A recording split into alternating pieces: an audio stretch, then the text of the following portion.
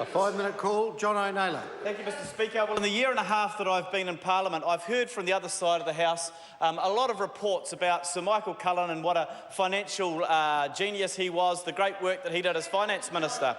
Now, I want to give credit where credit's due, Mr Speaker, and the Dr Sir Michael Cullen obviously had an ability in this area, and so we'll give credit where it's due. And I just want to think about in 2008 when he delivered his budget, what he predicted the current Crown net debt would be at this time. Mr Speaker, Dr Cullen said it would be around $160 billion. That was his best estimate, $160 billion.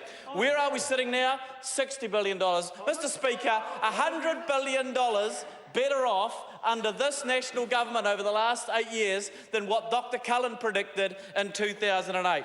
Mr Speaker, that is good financial management, that is sound financial management, and this budget, Mr Speaker, continues to do more great things for New Zealand. Let's take, for example, the impact of this budget on the Manawatu where I come from.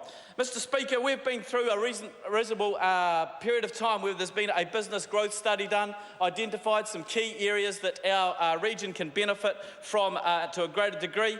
And Mr Speaker, there is $44.4 million set aside in this budget to help those regions that are going to have further work done on them and to help implement that regional growth study. The Accelerate 25 program, Mr Speaker, is well underway. It's working with local government, it's working with local business to deliver good outcomes for New Zealand. Mr Speaker, there's $40 million for more regional research institutes, and I know from my experience in Palmerston North what a good impact those institutes can have, and so it's great to see more communities around New Zealand who are going to be impacted by the positivity that comes from having research institutes located there. But it's not just new institutions. Mr Speaker, this budget has over $400 million extra in for science and innovation.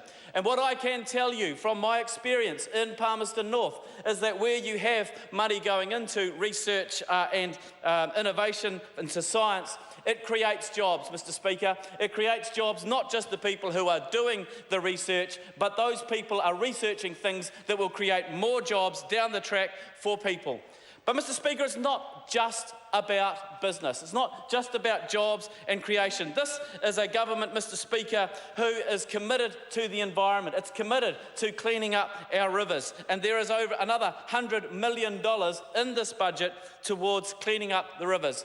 And I can tell you that the money that has been used so far is making a really good impact. I was privileged to be a part of the Manawatu River Leaders Accord that helped put together the Manawatu River Action Plan.